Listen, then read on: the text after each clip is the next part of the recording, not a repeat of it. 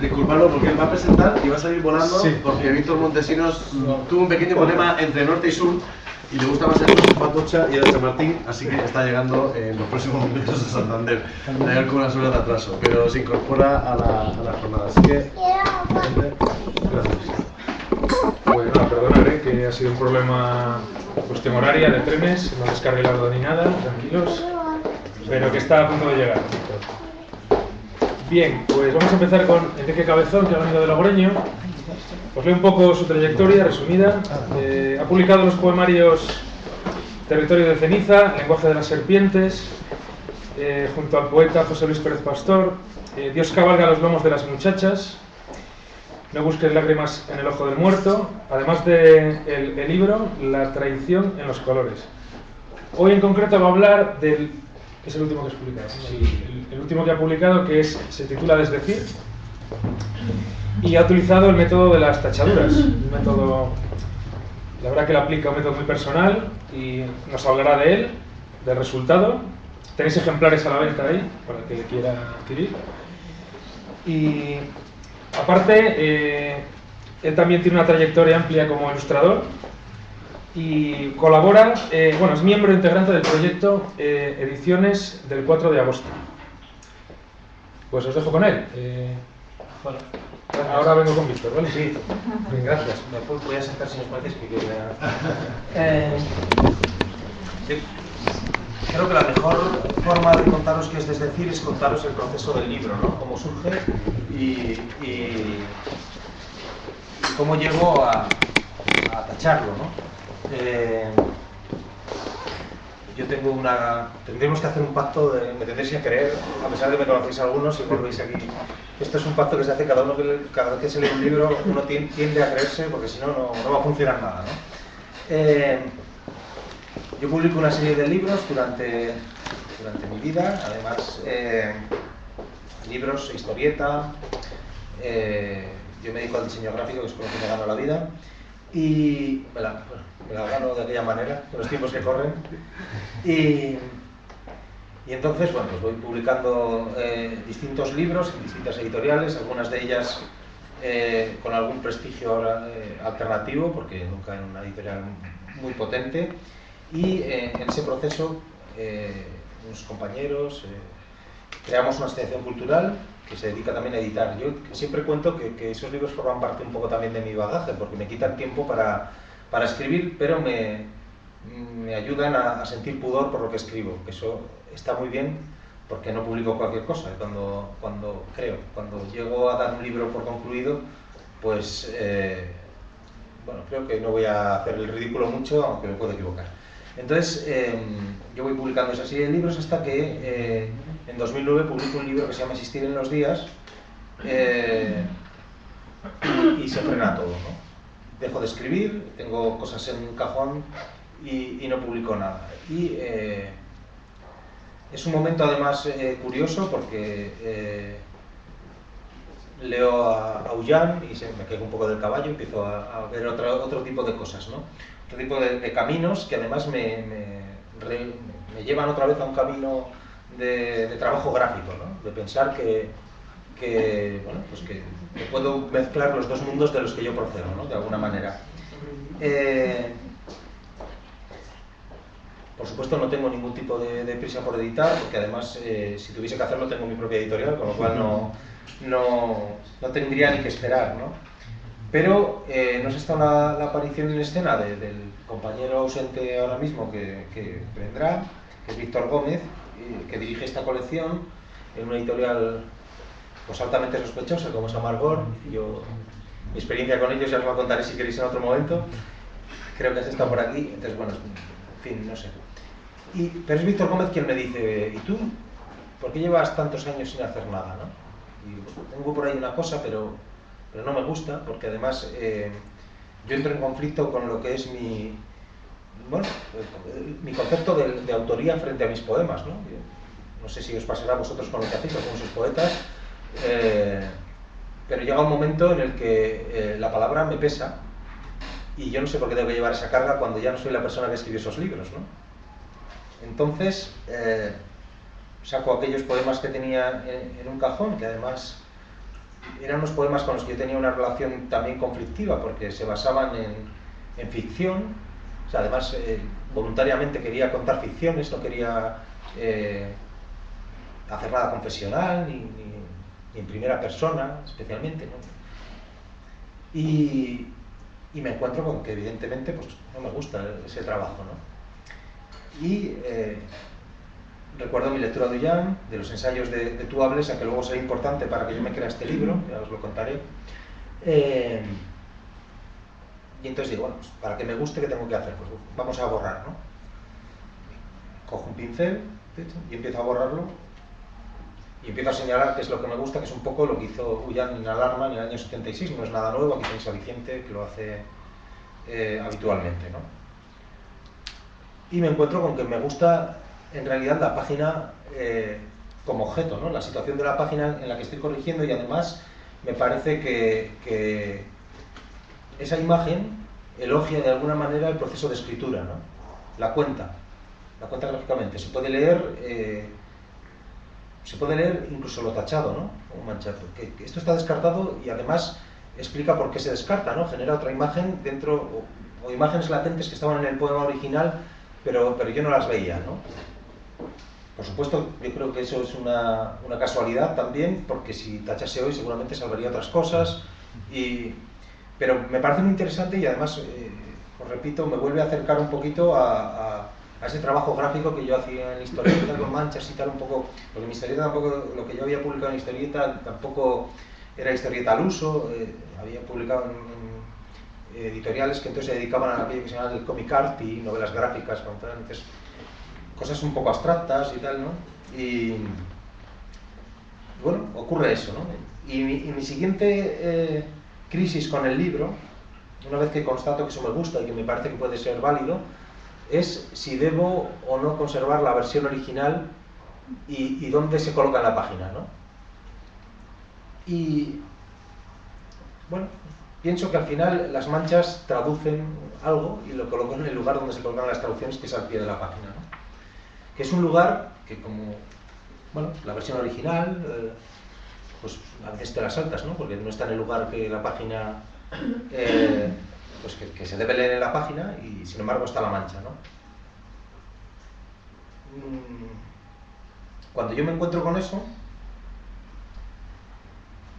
a mí me da mucha vergüenza. Y digo, esto mis amigos los poetas me van a pegar de hostias según se lo enseñe, porque claro, esto es lo que todo poeta hace y no enseña nunca, ¿no? Borrar, tachar, tal, no sé qué, y luego lo que nos enseña es el destilado de ese proceso, ¿no? En realidad es como, bueno, pues hacer un licor, en realidad. Y digo, esto no lo puedo presentar en ningún lado. Pero el caso es que me he cruzado en Zaragoza algunas veces con Tuablesa, que es un señor muy sabio, y que además es el ensayista, de alguna manera, que tenemos en este país, que ha trabajado un poco en lo que él llama las logofagias, o los trabajos gráficos dentro de la poesía. Y además me encuentro con Miguel Casado, que es otro señor que no pudiste disfrutar porque bueno, me tuvieron que operar hace poco, pero yo creo que como teórico es muy, muy interesante, y vamos, un autor de primera, ¿no? Entonces, claro, digo, yo para creerme este libro, pues os voy a hablar de así como si os conociese, tenéis que creer en mí. Para creerme este libro necesito que alguien que sepa algo me diga, que sí, cabezón, que esto... Y le digo, mira, voy a escribir un email a este señor, el profesor de la Universidad de Zaragoza, y a ver si se acuerda de mí, ¿no? Tú, mira, he escrito una cosa que me recuerda mucho a tus trabajos, tal. No sé si te acuerdas de mí, pues hemos coincidido en algún concierto, él tiene una banda punky se llama Túa y los repetidores, ¿no? No sé. Sí, él, bueno, es un señor bastante curioso que ahora va con el pelo platino. Y para mi sorpresa me dice, mándamelo ya, que me acuerdo de ti perfectamente, que no es que tal. Pues se lo mando, y al minuto de recibirlo, porque lo abrió, simplemente lo miró, dijo, te lo voy a prologar. Entonces me envalentono, ¿no? Y digo, Víctor, tú no querías que yo te mandase un libro. No sé si conocéis otros libros de la colección 11, pero es una colección que ya apuesta por un tipo de poéticas un poco distintas, ¿no? bueno, distintas. Yo creo que esto no es original en absoluto. Tú lo estaba haciendo, ya lo estaba haciendo en el 76. No es... Lo que hay, si queréis, es un pequeño juego de espejos, ¿no? Con la traducción, con la versión original, más opciones de lectura seguramente. Y además, Ullán lo hacía con textos ajenos, que también tiene su gracia, ¿no? Yo esto lo hago con textos míos, pero que me resultan ajenos en realidad también. Bueno, para mi sorpresa también les encanta, y digo para mi sorpresa por esa inseguridad que uno tiene cuando edita y tiene que leer lo de los demás y cómo le dices a alguien que, bueno, que no, por ejemplo. Y obtiene una respuesta que para mí también es novedosa, porque de pronto aparecen críticas maravillosas como la de Carlos, que le agradezco y bueno, pues que llega a lugares que otros libros míos pues no habían llegado, ¿no? Lo curioso es que yo no sé si voy a volver a hacer algo así, porque también me veo ajeno ahora a esto, ¿no? Pero bueno, supongo que hay mucho de mí y hay varias maneras de leerlo. Que yo creo que es al final la manera con la que se tiene que sostener un libro, ¿no? Que los poemas tengan algún tipo de latencia, de validez, de pellizco, que dicen los flamencos, ¿no? Dependiendo de los sitios donde lo leo una cosa u otra. Entonces, si queréis, aunque rompamos un poco el ritmo, esto se le llama la palabra rota, os voy a leer las dos cosas. Y primero os voy a leer, por supuesto, lo que he salvado y lo que ocupa el espacio de lectura obligatoria, ¿no? Por decirlo de alguna manera. Antonio Rigo es un poeta estupendo, que no sé si conocéis algunos. Está muy influenciado por el mundo de la poesía oriental y es uno de esos alumnos aventajados que tiene Corredor Mateos en este país, ¿no? Decía, estos son casi haikus, pero no hay nada de eso, ¿eh? Y bueno, ningún poema tiene título, está dividido el libro en 3 partes. Esta primera se llama Nuevas reglas del capitalismo, que si os acordáis, era todavía Zapatero presidente cuando se reunieron aquellos, se quebraron primero, se pensó que había acabado aquello del capitalismo y se reunieron los prohombres de la política mundial para decidir cuáles eran las nuevas reglas del capitalismo. Y aquí estamos. Centro de la calle. Invierno. ¡Qué momento! Tú miras los adoquines. Yo miro sus trajes. Estamos en el centro de la calle, en la niebla blanca de este invierno que es todos los inviernos a la vez. Me pregunto, ¿en qué momento nos tocará correr y si lo haremos hacia ellos? Os he leído los 2 poemas, no sé si tienen algo que ver todavía, pero bueno, ahí están. Justificar los puños. Ser el saco. Serlo. Para justificar los golpes recibidos. Para esperar quieto la seca explosión de los puños. Para encajar la vida y sus derrotas y no sufrir ante el inminente chasquido de los huesos.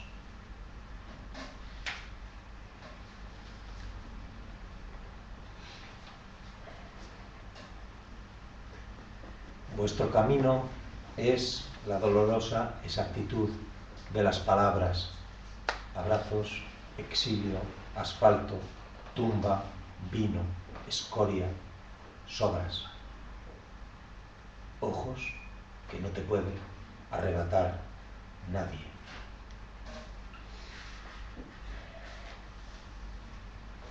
Dijeron, el mundo es vuestro.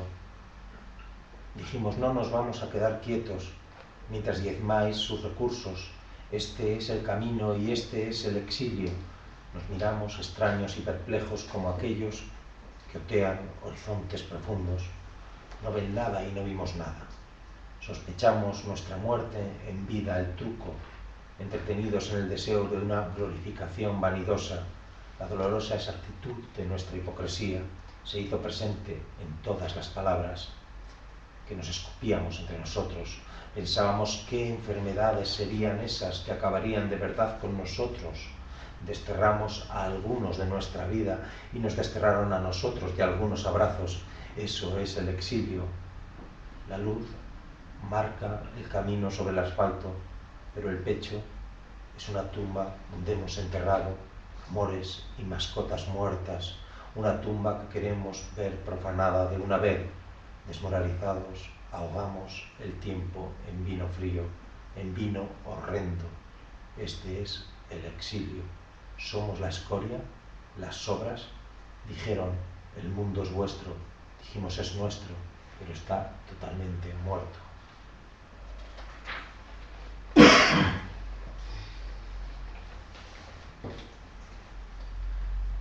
Antologías y homenajes, cementerios, a este lado es sospechoso, vaciado ese espacio entre artificio y mentira, hacerse eco de nuestra existencia, llenar la palabra escritura.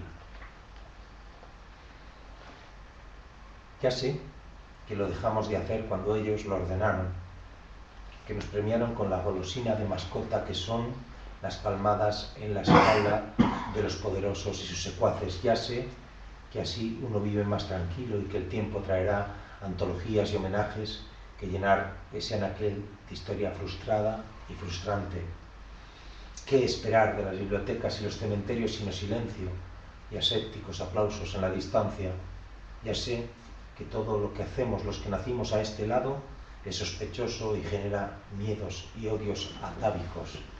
Y eso está bien. Estoy conforme con que se sientan así. Nos dijeron que vaciásemos de contenido la palabra escritura, como el molde de escayola de la cara de un muerto, un vaciado de formas quietas. Nos dijeron que no hurgásemos en ese extraño lugar donde se muerde en el cuello veracidad y verosimilitud, ese espacio fértil entre artificio y mentira. Nos dijeron pensar solo en la funcionalidad y nunca mezcléis arte, política, vida, sociedad. Demasiados ingredientes, decían. Y eso está bien para otros, pero yo no estoy conforme. Así, con el vigor en que se ocuparon en anularnos, con la seña que invirtieron en no hacerse eco de nuestra existencia, yo trabajo en llenar de sentido para mí la palabra escritura, duela o no. Cuando os aburráis, yo paro.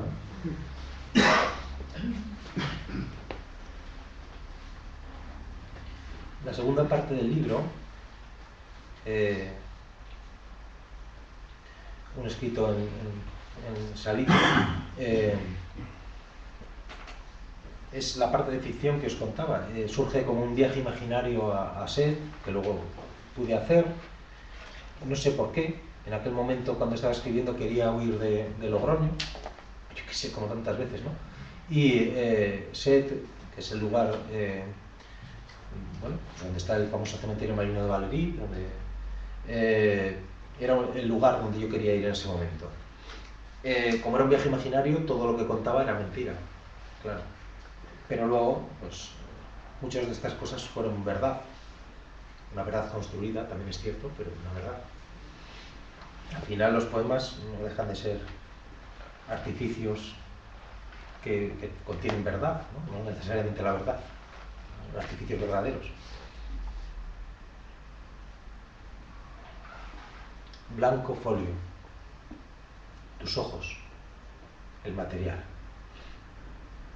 Enfrentarse al blanco folio con precisión quirúrgica tal y como se trabaja en un laboratorio de cocaína, preparar la base, traficar, dejar que sean tus ojos y tu consciencia quienes corten el material.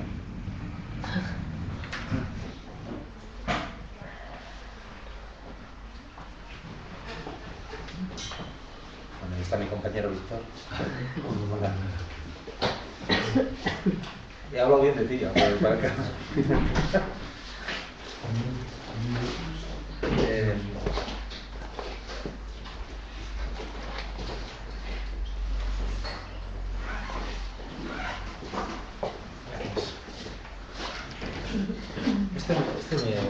Me parece especialmente divertido, porque en realidad remite a una imagen de mi infancia, ¿no? Yo recuerdo como una experiencia especialmente horrenda ir a los feriales a montarme en los ponis, ¿no? Aquí se hace también, ¿no? Ahora es peor todavía porque exponen nombres de jugadores de fútbol y es más siniestro.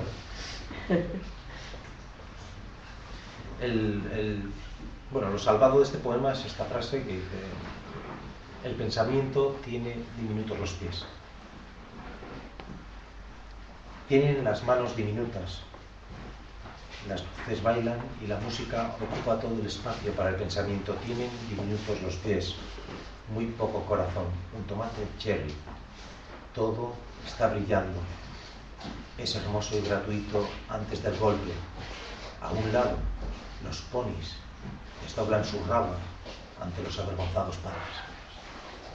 ¿Quién ha visto el rabo de un pony? No lo puedo olvidar jamás.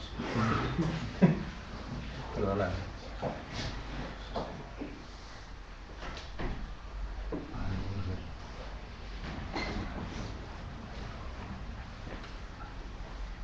En realidad me doy cuenta que podría leeros el libro en orden y el resultado sería algo parecido, pero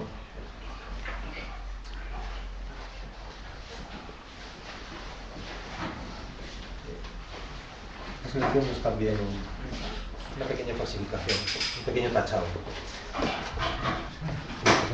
Perdona, ¿no? No sé qué rato duro ya, o sea, prepárate, si voy.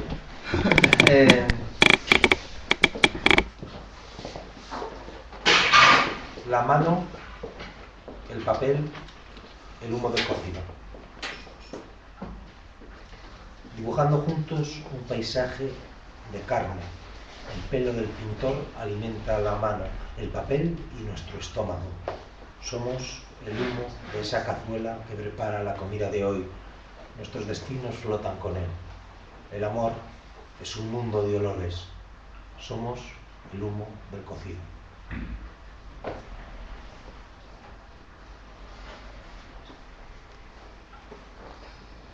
Uno más y te dejo. Uno más. Es que yo no sé qué tiempo llevo. Estoy haciéndolo así muy formal porque están grabando. Te cuido. No digas muchas tonterías, ¿no? Una sola palabra. Tu vacío les puede dañar. Como los viejos amigos, tú también consigues movilizarme con una sola palabra. Desapareces y moriría por seguirte. Como los viejos amigos, tú también aspiras mi sangre con una misma lengua. Cuando nos besamos puedo sentir la enfermedad, tu vacío, como el humo. Cuelga la sombra de tu boca en el cielo. Tos sin compás alguno. Me sobra todo este aire. Mi coche se estrella y ya no me conduce más. Lisiado, roto, me escondo en la maleza. Yo, respirando lo justo, muy poco. Tos. Entre la maleza de las calles, entre las grises personas y los adoradores de todo lo que no les pueda dañar. No sé cómo voy. Gracias. Bueno, una más, sí, una más ya sí. Bueno, yo lo que he hecho es contarles un poco sobre el libro y leer un poco, no he hecho mucho más. Os voy a leer uno que está un poco fuera de la línea porque me parece un poco más una cosa casi como de humor desencantado, ¿no? Pero bueno, como casi todo. De momento, la vida y la edad, un cartucho de vitamina. Las palabras, el ganado del SIDA. El portugués dice: cada uno de nosotros es de momento la vida. Mañana de domingo, párpados abiertos, acción.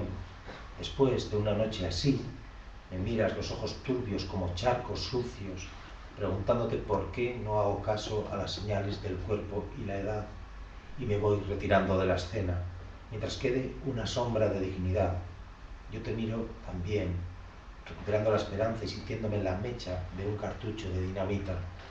Te miro con el cansado gesto de la indolencia o de todas las dolencias de un inconsciente. Abro la boca y galopan las palabras como el ganado espantado por los lobos. Cada uno de nosotros es de momento la muerte y sonrío como si hubiese descubierto la puñetera vacuna del SIDA. Gracias.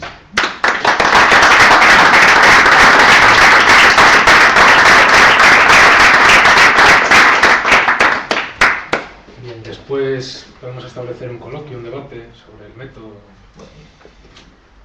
Pues nada, os presento a Víctor Gómez Valentinos.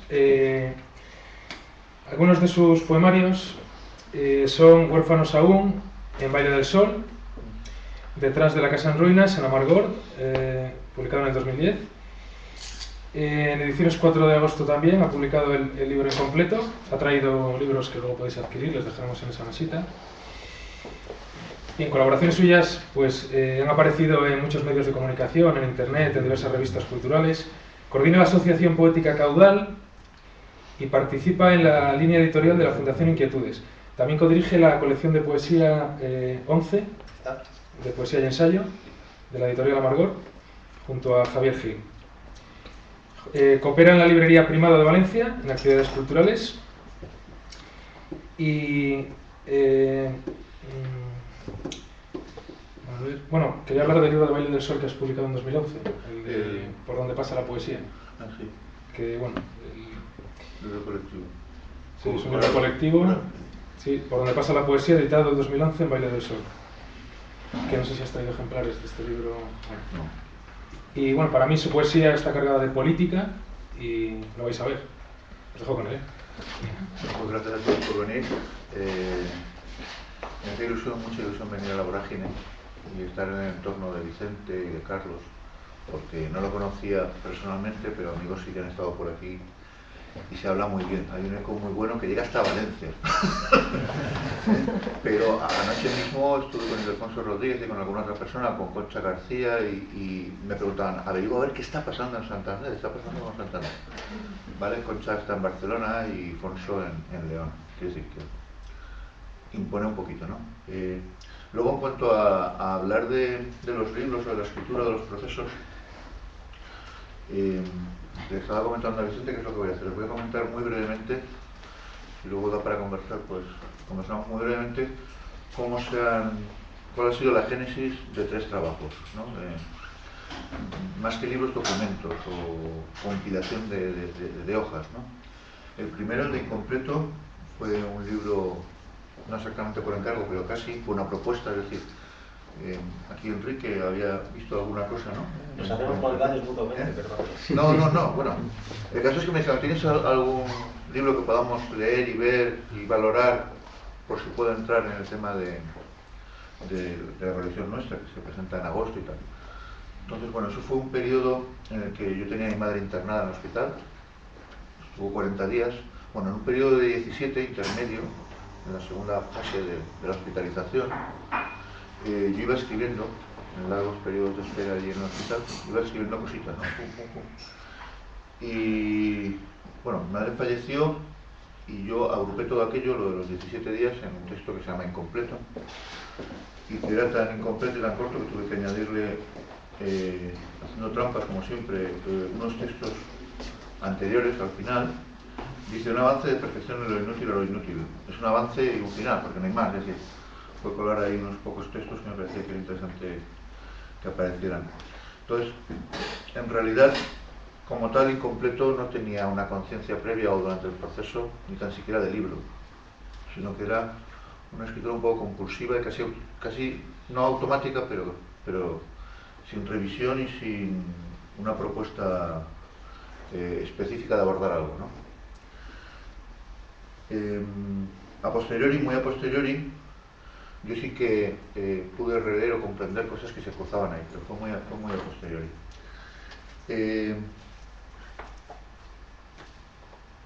Desde el 2010, principios, bueno, diciembre del 2009, enero del 2010, hasta el 2013 sí que tenía un proyecto de trabajo, que era este, el de pobreza.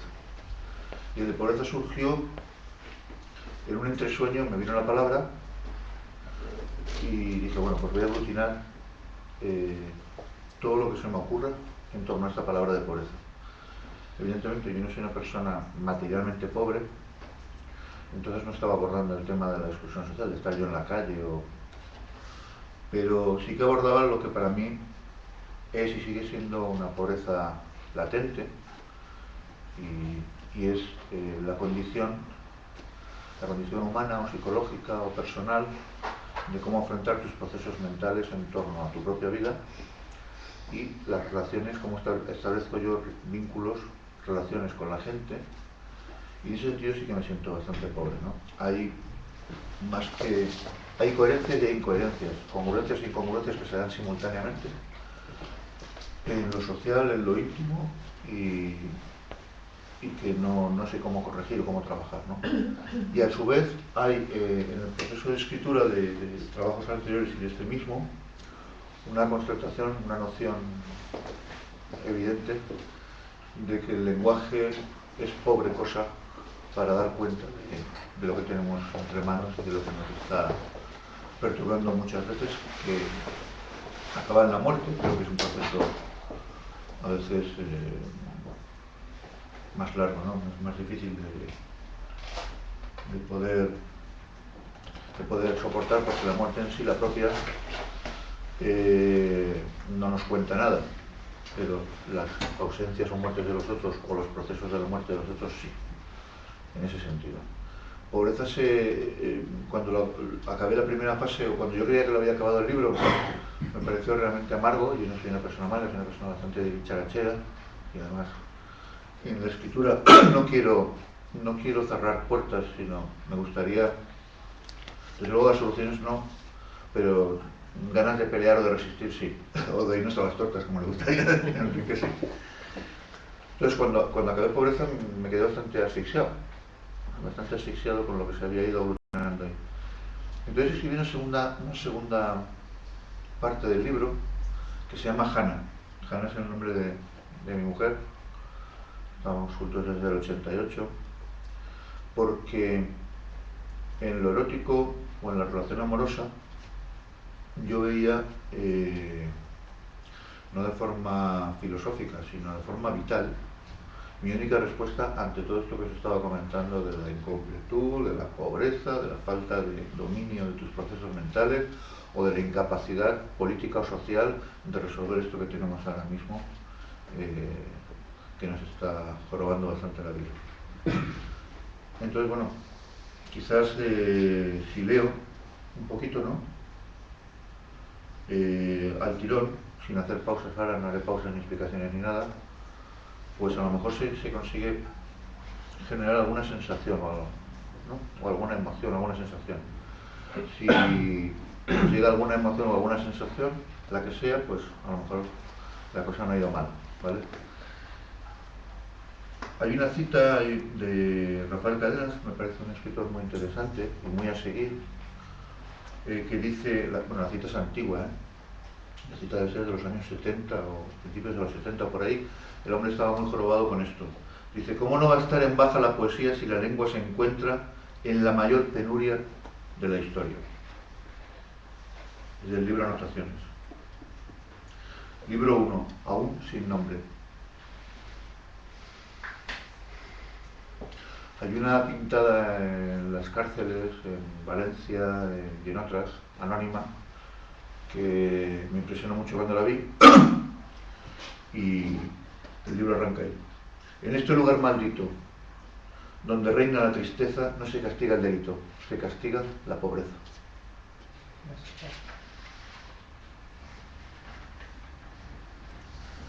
Pequeños trapos tendidos, la humedad pesa, tensa una cuerda que tiembla al viento.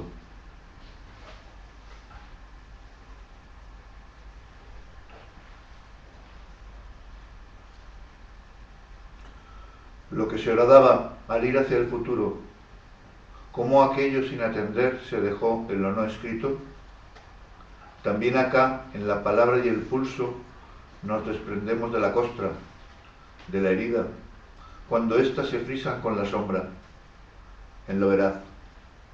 Por eso, si no sangra, el poema se pudre. No has de temblar entonces, al acercártelo a los labios, no te has de romper al tararearlo sin testigos.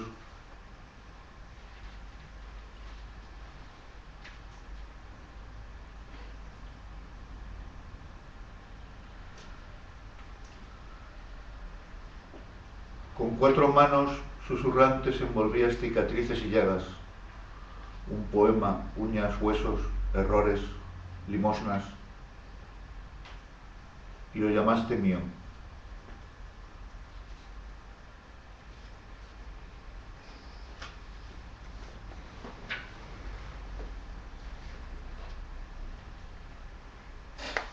¿Cómo se llama lo antes de desnudo?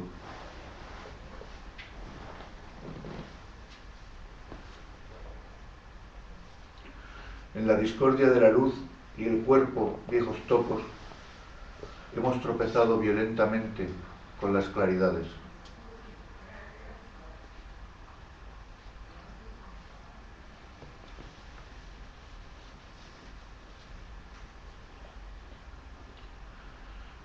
¿Estamos hablando del agua sin conocer las aguas?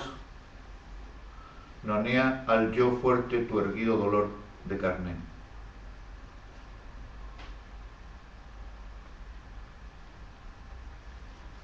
El cansancio de los verbos, la fábula de los nombres, qué atroz, qué calumnian ahora que nos fuimos.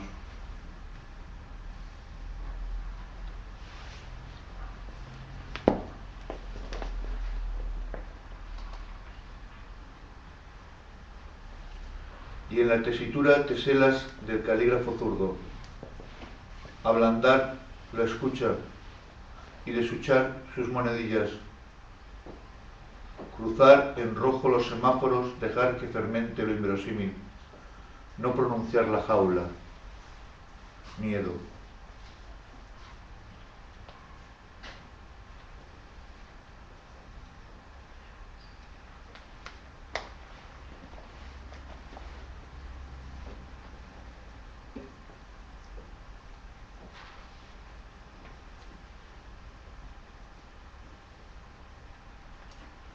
Aprieto el puño, abro la mano y espolvoreo luz. Abro la mano, cierro el puño y amaso sombra.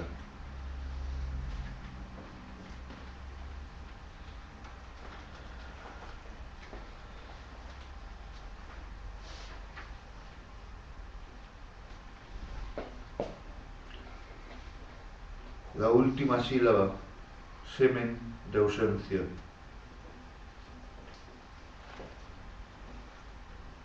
¿Qué has cavado, sino la indiscreción del suicidio? Llegar tarde y demasiado pronto, irremediablemente no tener agallas para despedirse antes, vivir con ese vacío y tener una sed inmensa, como un cuarto de siglo, y las tinajas vacías, y vacíos los cuencos.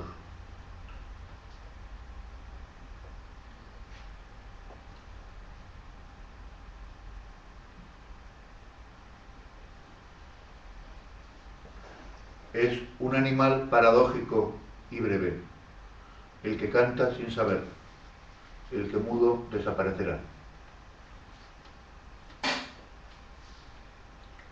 Libro 2, Hannah. Lo que con mi mano se va siempre fue tránsito, eje del deseo y la inoportunidad. No puedo hacer otra cosa que no huir y huir.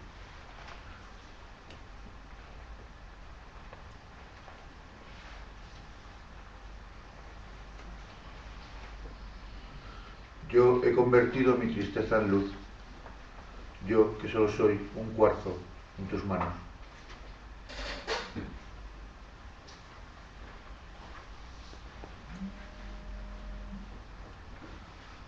Hannah 1.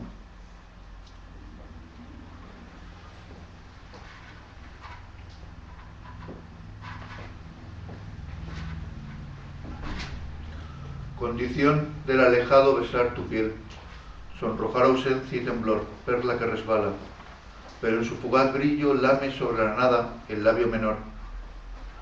Inesperada confusión, sublime accidente, en los flujos, vibrante cueva, cadáver al nacer. Dios, ¿y si no resucitan los muertos? Codicio su cuerpo eufórico, no se puede decir aquí. La entrega de lo indestructible, plenitud, borracha y muerte. Perder el mundo, los días, la longevidad, para ganarse en el beso inextinguible, irreformable, la memoria, los barrios liberados.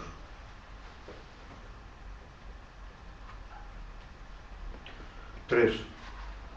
Bifurcación del ayuno, ebriedad y lágrimas, en la claridad de lo profundo acalorados, expuestos en la fiebre sin mundo. La belleza, dilema, error y éxtasis, los brazos secretamente olvidados sobre ella, los dedos ungidos de casi muerte, el halo o el aura, las avellanas, la sal, y todo el tonelaje del vacío rompiendo lo irrepetible, en añicos, en adverbios y demonios. ¿Y no habrán de resucitar los vivos? ¿Cómo vamos de tiempo? ¿Ya? ¿Eh? Un poco más. Hemos estado esperando y ahora queremos nuestra razón. Bailas es otro encargo de un amigo común, Gabriel Viñals, que es pintor.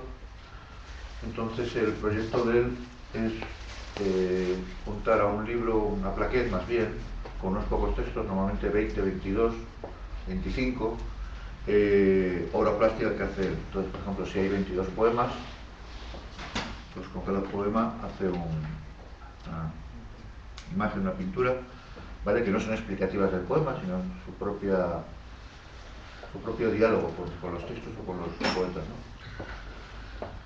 Cuando me lo planteó, era mayo de...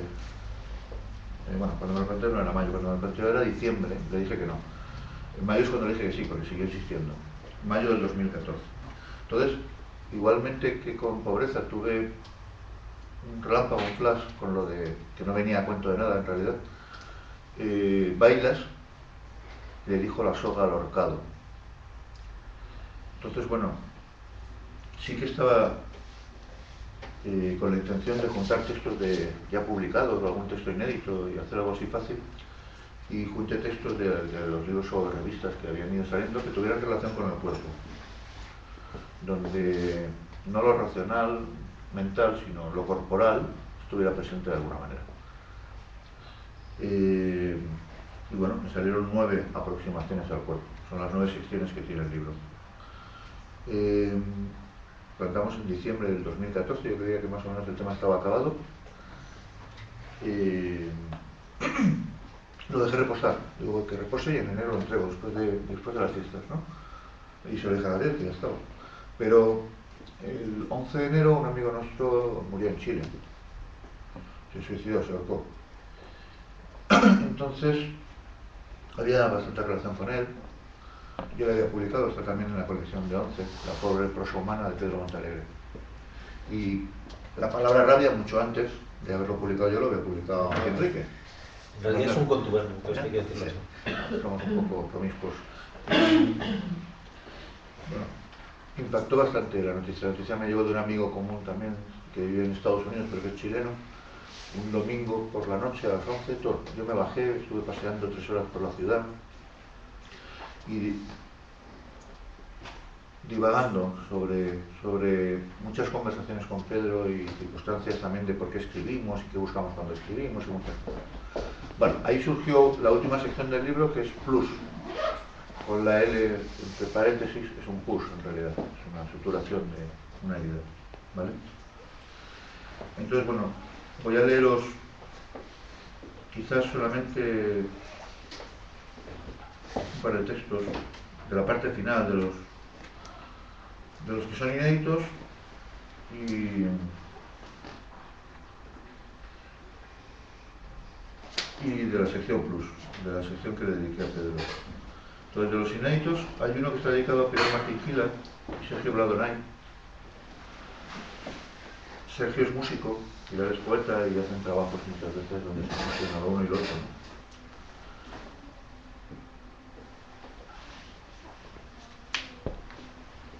¿no? ¿No es acaso piel y música lo que enuncia el enigma de la humana condición? Del cuerpo, la vibración, ritmos y acordes. ¿Qué salto no nos desliga del pájaro, ni nos limita a la altura, pues en el roce con las copas se hace fiebre y ternura? Ángel sin puñal, sorpresa de la inteligencia sentiente. Lo sublime es cutánea intensidad. Canto o quejío, tendones vibrando. Como tú que lo sabes, danzáis aún sin cuerpo. Eso es humanamente existir.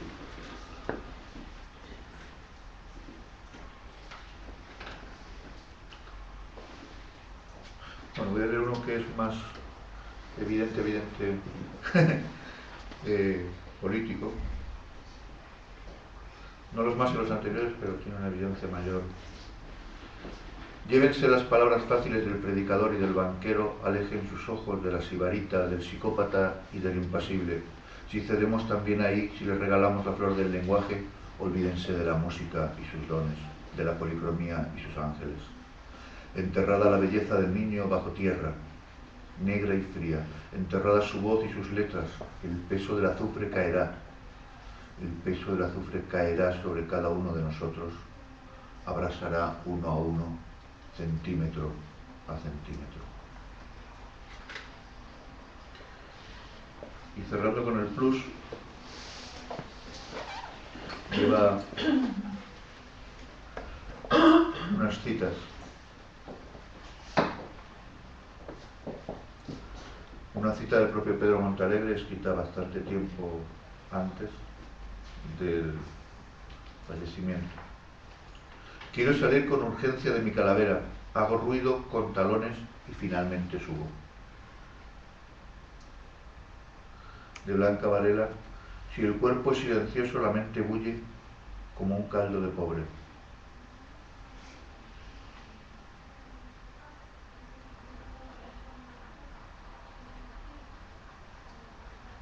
Y una boutada mía, menos palabras, cuerpea. Mi lenguaje es cuerpo, no solo la luz, ni el carcaj, menos palabras. Los cadáveres, los cadáveres, los cadáveres, los cadáveres, los cadáveres, los cadáveres, los cadáveres, los cadáveres, multiplicarlos por 111.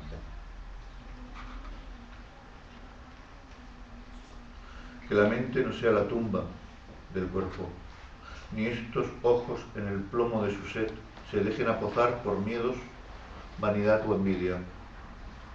Larvas fosilizadas cubren los poros por los que respiraba el irreparable niño mago.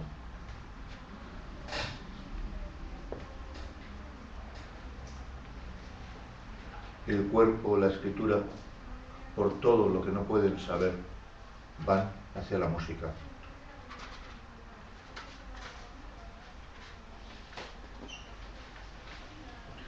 En la cumbre, animal escaso clarean como las nubes tus molidos huesos, la palabra rabia y el vértigo de la pobre prosa humana. Sol, edad sin cuerpo, que danza un ruido interminable hasta elevarnos hacia su emputecido don. Verdad del suicidado por la sociedad. Huérfanos aún el canto y la fragilidad de lo sagrado. Perdónanos. Este frío no tiene pago. Apedrea, sí, a los intrusos, expulsa a los cobardes. Frío carcelario, opus morbo. Prometía el alucinado menos realismo. Zumbidos afuera donde se pierde la cosa. Lo perdido se balancea, una carta de tarot. Millones de fracturados huesos no cubren tu última erección. líbido aérea, game over, transversal. Es el epígono sin cuerpo, música, piedra transparente y roja. Liba tú esta miel, en las altas coronas del aire, con no monedas, sino con besos al reclamo de lo vivo y su llaga azul, lo inalcanzable. Libra tú esta descolgada miel.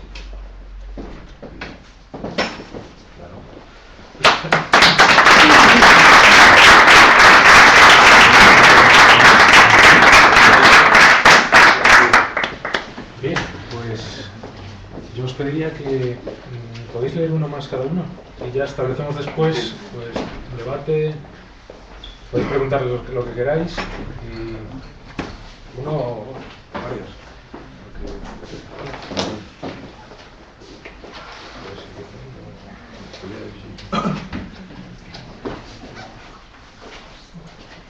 Bueno, esto porque me hace mucha gracia porque ha aparecido un poeta vuestro, un poeta local, que se llama Alberto, está allí, en Santa María, y yo recuerdo una ocasión en Valladolid que yo presentaba un libro que es del que os he hablado antes, se llama Existir los días, y me dice, dedícamelo. Y le puse una pequeña broma que es los primeros versos de este poema, o lo que sea. Pero ese es del poema sin tachar, yo los taché luego por prudencia, pero...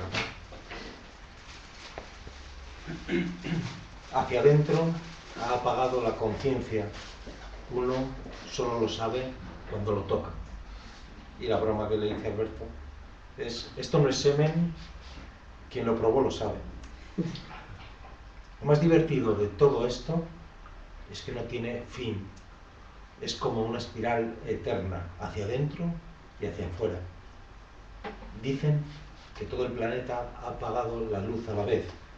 Qué ejemplar conciencia la nuestra. Muchos lo vieron en la televisión, ese aparato que no apagaron ninguno de ellos. Y creo que todo se hunde como una piedra, buscando el fondo con anhelo y urgencia, un fondo que, dicho sea de paso, siempre está más abajo, más hondo de lo que parece. Uno solo lo sabe cuando lo toca. Tiene gracia.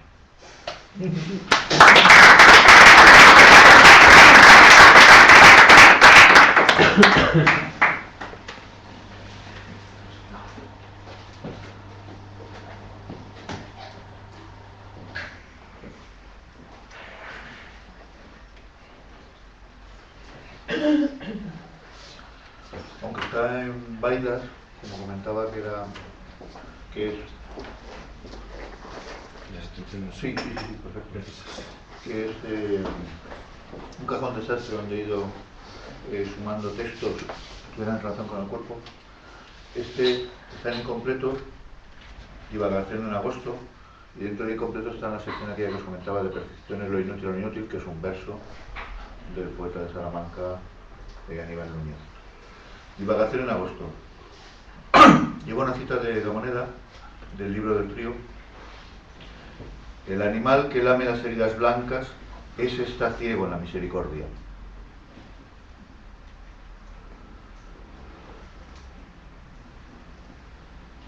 Hemos negado la simpleza, pero ¿qué es al fin la ceniza? Y si la ceniza pide su ahora, ¿qué acumulación resiste?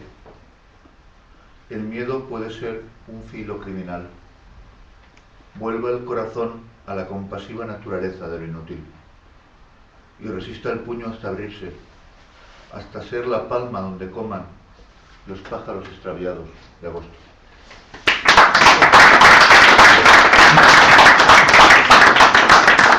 Bien, pues nada, desde la vorágine agradecer a Enrique Cabezón y a Víctor Gómez que hayan venido desde tan lejos, que hayan accedido a participar. Bueno, lo podéis citar, tampoco. Bueno, sí, depende de...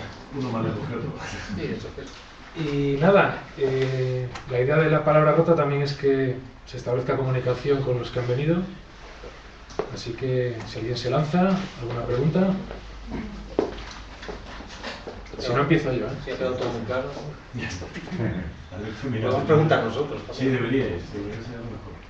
Yo, una pregunta que quería hacerte era si has seguido haciendo métodos similares al de la tachadura o has abandonado por completo la tachadura o se ha transformado en otra cosa. Sí, no he vuelto a escribir nada, nada de poesía, o proyecto de poesía, no, estoy escribiendo pequeñas cosas en prosa para un diario de viaje que me pidió un editorial que ha cerrado ya, pero no sé por qué sigo escribiéndolo, pero al final, estoy en eso, no sé si acabaré tachándolo al final, pero en principio no sé si volveré. Yo ya no soy la persona que escribe este libro, lo fui, tengo una buena relación con el libro en la distancia, no lo firmaría hoy, y no sé qué pasará, me estoy tachando ahora mismo.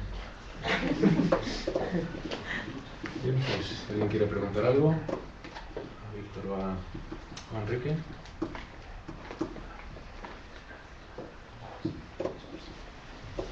Cuando has leído así en tu lectura, parece que la tachadura es como el primer verso de lo que luego has leído, ¿no? No se distingue muy bien dónde empieza... En realidad quizá no debería haber leído los poemas originales, pero creo que tenía sentido explicándolo. Es verdad que hay una lectura gráfica de la propia mancha, la lectura plástica, que los podía haber expuesto, que lo tenga que preparar un poco, pero bueno, yo creo que se ve en el libro, ¿no? Yo no sé si es el primer verso, es un verso que está ahí y que no estaba. Yo creo que era una imagen latente, ¿no?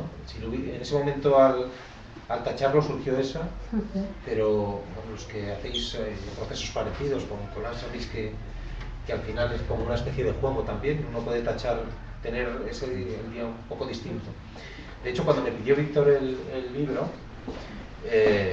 la primera versión de la que yo tenía en la cabeza era que tuviese papeles vegetales con las manchas para poder moverlo, que el lector pudiese moverlo por la página, ¿no? Pero me parecía que eso iba a encarecer mucho y Amargor es una editorial humilde y va a sufrir mucho, es más agarrado que humilde.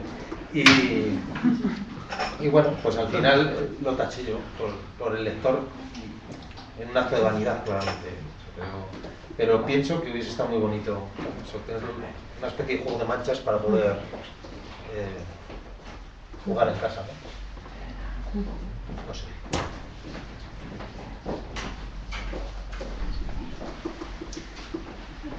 Una palabra, una pregunta para Enrique también. Sí. Es ilustrador, ¿no? Sí. Es malgano la vida. ¿Llenarías la escritura con una imagen?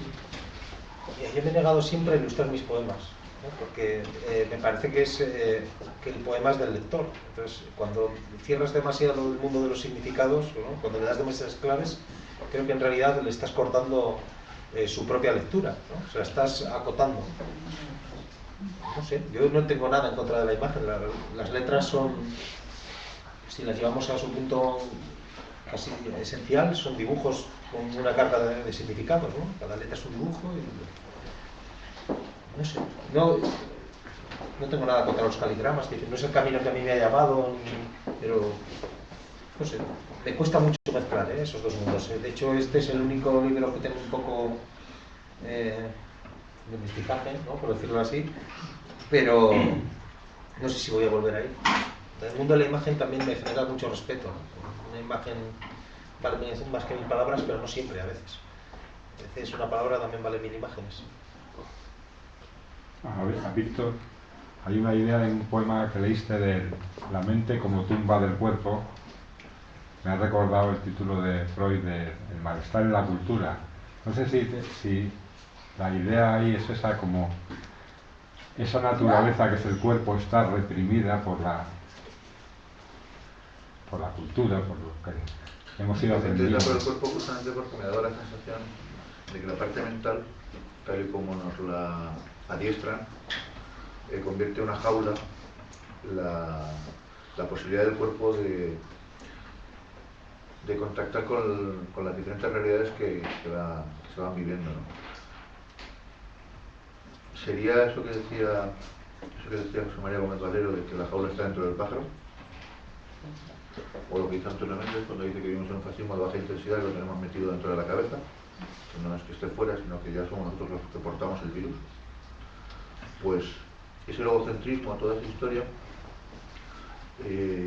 por un lado. Y por otro lado, como yo tengo experiencias muy placenteras, más que placenteras, gozosas, anoche estábamos discutiendo sobre placer y gozo.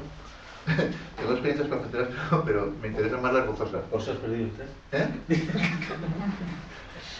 El cuerpo sabe mucho, creo yo. El cuerpo sabe mucho porque el cuerpo de cualquiera de nosotros. Y, por ejemplo, hay una relación muy fácil de verlo, por ejemplo, entre una madre y un hijo o una hija, ¿no?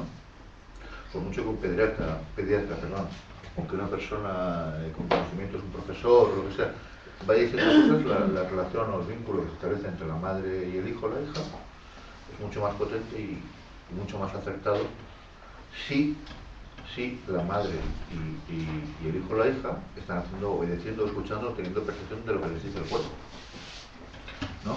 En la relación corporal amorosa más de lo mismo, es decir, tú puedes mentir, se puede mentir muy fácil con la palabra, que el cuerpo miente es más complicado. Otro ejemplo sería, por ejemplo, cuando se analiza el lenguaje no verbal en políticos o en personas públicas, ¿no? Es muy difícil si estás mucho rato, si estás 10 minutos no, pero si tú estás una hora o un día entero de jornada o un mes de campaña de mítines o de rollos de tal, gente que sabe leer y estar atento al lenguaje no verbal capta muchas cosas, ¿vale? Es lo más difícil de... Entonces, en plan positivo, pues en plan positivo es que nuestras culturas primigenias, que estaban más en contacto con la naturaleza y más en contacto y atendían más al cuerpo, pues yo creo que eran capaces de establecer vínculos muy sanos. Nosotros establecemos vínculos muy pervertidos o muy insanos por un exceso de protagonismo de la razón, así que me parece a mí, yo estoy equivocado, pero es la percepción mía. Entonces me interesaba un poco como liberarme de toda la losa esta que me han ido inculcando desde que nací hasta los 30 y tantos, y para mí la forma de liberar era empezar a dejar al cuerpo, intentar que mi cuerpo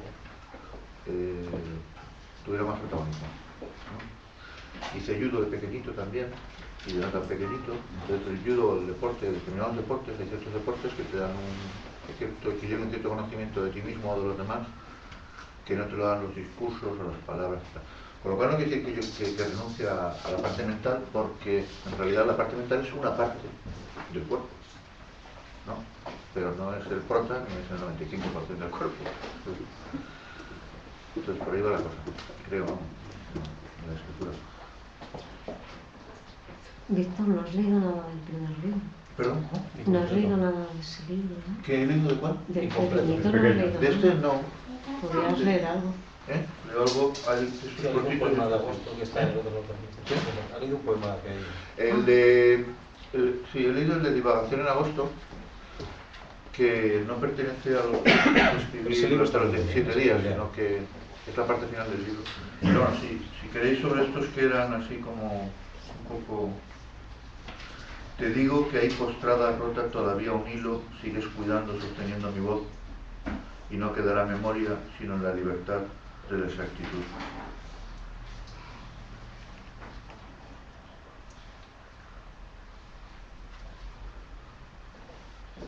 A las aguas oscuras baja un grito, pesadumbre y solo alfiler, desnuda estancia. Sin desfallecer, sin aliento, omitidas, llevado como una pesada mole, vacíos devuelven el correo. No hay luz, en las ventanas arrancaron los espinos del muro, la calle me atraviesa, trituradas en la sombra, ninguna vacante, no silbo. Deseo ardientemente lo imposible. Me oculto en la rutina, sonrío, reparto tarjetas, hablo con corrección, invento el maniquí. Para un traje oscuro y elegante, solo yo oigo, en la ruptura, separarse el hueso. Deseo ingenuamente la vida. Es completamente falso que tú sepas mi pacto. No te preguntaré cómo lo sabemos ni quién. Mira por dónde. Tumbó las 29 lámparas. Adiós y buena suerte. El lastre, tan alto como ellos, apenas deja ir a donde cavan los muchachos sin abrigo. Se viene abajo, aunque a puntales no resiste ni medio golpe más. Besa los cascotes y besa entre escombros la sucia piel. Un temblor. La huérfana desnudez del niño abraza su afonía. El hada besa su nimusitar, polvoriento guiñapo, raspaduras y litio, en la descampada superficie. Deseo inconsolablemente no más apaciguamiento, un poco de paz entre tú y tu indomable yo.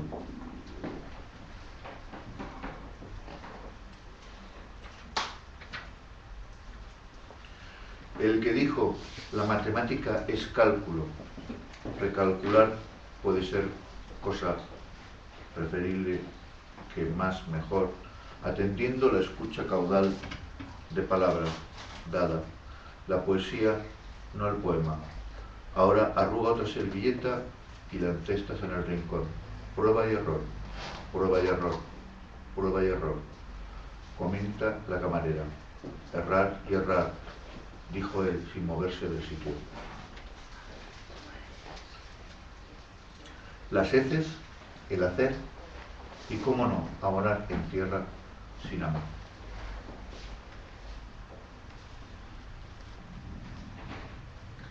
Ilegal, ilegal, es solo cuestión de seguir el modelo italiano o el modelo griego. Los alemanes lo tienen, pero que muy austríacamente claro. Muy bien, gracias.